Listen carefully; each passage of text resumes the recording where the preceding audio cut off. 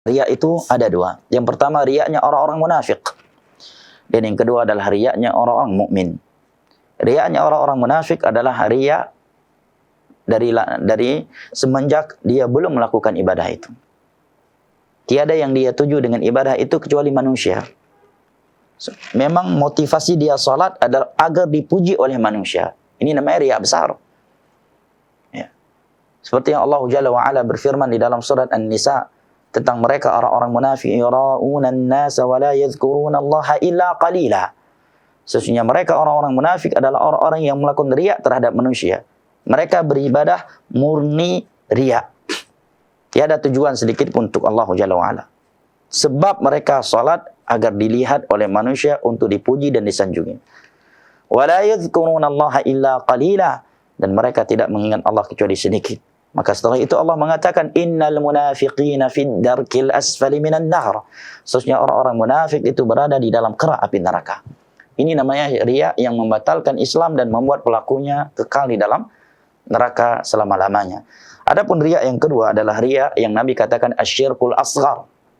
Dia salat karena Allah, dia zakat karena Allah, dia haji karena Allah, dia umrah karena Allah, dia baca Al-Quran karena Allah, dia mengisi kajian karena Allah, dia khutbah karena Allah, dia belajar karena Allah. Tetapi dia setelah atau di saat dia mengerjakannya ada keinginan untuk dipuji oleh manusia.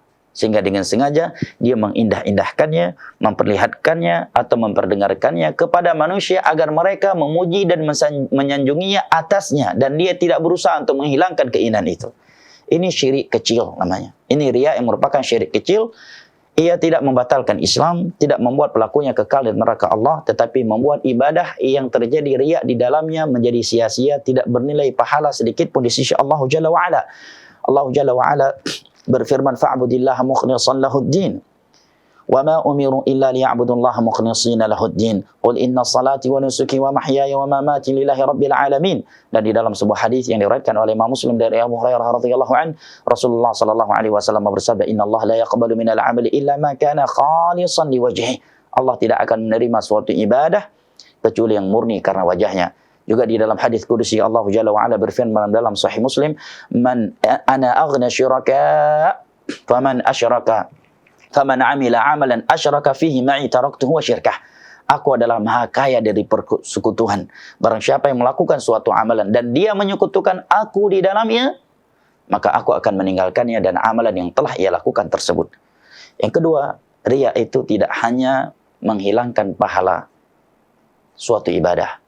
Tidak hanya membuat suatu ibadah yang banyak dan besar menjadi sia-sia, tetapi riya itu juga menjadikan pelakunya menjadi orang yang pertama kali diseret dengan wajahnya ke tanah, kemudian dilemparkan ke dalam neraka Allah pada hari kiamat kelak. Diriwayatkan oleh Imam Ahmad dan Imam Muslim dari Abu Hurairah radhiyallahu an, Rasulullah sallallahu alaihi wasallam bersabda, "Inna awalan nasi tusairu bihimun naru yaumal qiyamah thalathatun." Manusia yang pertama kali diseret dengan wajahnya ke tanah pada hari kiamat ada 3 golongan. Hadis yang panjang. Nabi sallallahu alaihi wasallam menyebutkan yang pertama adalah orang yang mati syahid di medan jihad yang syar'i. Yang kedua adalah ulama.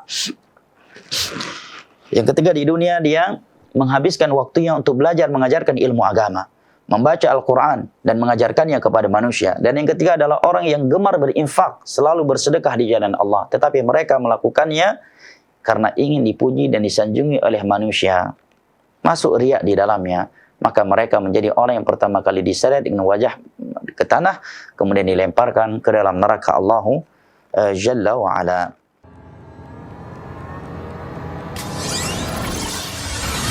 STA TV Media Syiar Islam.